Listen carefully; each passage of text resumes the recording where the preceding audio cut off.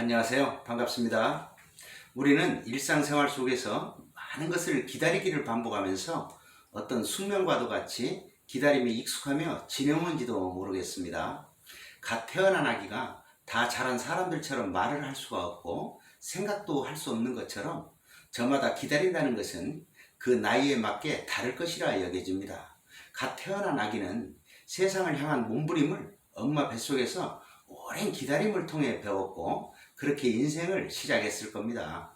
어제는 학생들 수능 시험이 펼쳐지는 날이었는데요. 그 수험생들은 얼마나 초조해하면서 시험날을 기다려왔을까 상상도 하게 되네요. 젊은 연인들 사이에는 또한 사랑하는 사람을 기다림으로 살아가기를 반복도 하겠지요.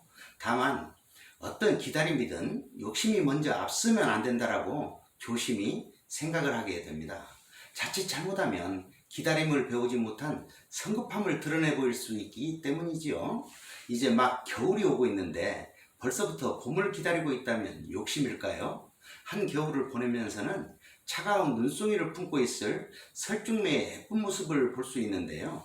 한 그루 나무에서도 눈을 맞으며 즐거워하는 매화도 있을 것이고 또 한쪽에서는 아직 봉우리를 담은 채 여기저기에서 눈이 그치기만을 기다리고 있는 매화도 있을 겁니다. 봄이 다가오기를 기다리면서 말이지요. 뭔가를 기다린다는 것은 욕심이 아닌 희망을 드러내 보이는 거라 여깁니다. 희망은 곧 꿈이 될 것이고요. 사람에게는 저마다 가슴에 품고 있는 꿈이 있습니다. 그 꿈은 큰 꿈도 될 수 있고 작고 소박한 꿈도 될 수 있겠지요.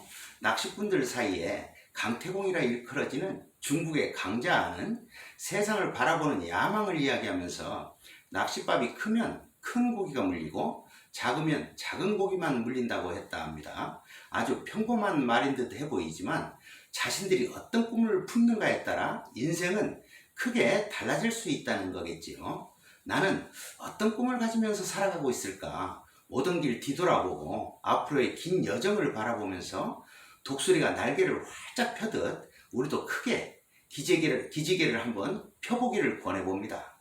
꿈을 성취하기 위해 노력을 한다 하면서도 자신도 깨닫지 못한 많은 어려움이 따를 테니까 말이지요. 그것은 다만 눈에 보이는 현실이 우리의 이상과 현실 사이에 벽이 되어 있기 때문입니다. 지금은 우리가 살고 있는 주변에도 학교가 많아서 다니는데 그리 불편을 느낄 수 없겠지만 학교가 그리 흔치 않았던 시절이 있었습니다. 집에서 학교까지 오가는 길이 너무 멀다 보니 중간에 가기를 포기도 하고 친구들과 근처에서 철없이 놀다 돌아가 본 경험들 혹시 있으신가요? 매일 겪게 되는 현실과 주변의 시선 때문에 흔들리고 지치다 보면 조금은 멀리 있을 꿈을 잊고 자신도 모르게 살아갈 수는 있습니다. 우리 모두가 평범해 보일 수 있는 거지만 놓치면 안 되는 것들이지요. 어쩌면 좀 힘들기도 하겠지만 시간을 흘려보내지 말고 나만을 위한 계획을 한번 세워본다면 어떨까요?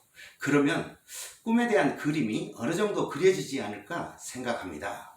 잠시 꿈을 잊고 살아간 적은 모두에게 다 있을 겁니다. 그만큼 현실이 자꾸만 자신을 잡아두는 거지요. 또한 그럴 때마다 꿈에 대한 불확실성 때문에 포기하고 싶은 고비도 있을 겁니다.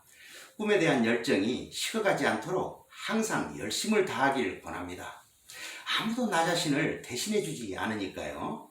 내가 하고자 하는 일을 절실히 원하고 이룰 수 있다는 믿음을 가지고 있다면 그 꿈은 이미 한 발짝 다가서 가고 있는 겁니다.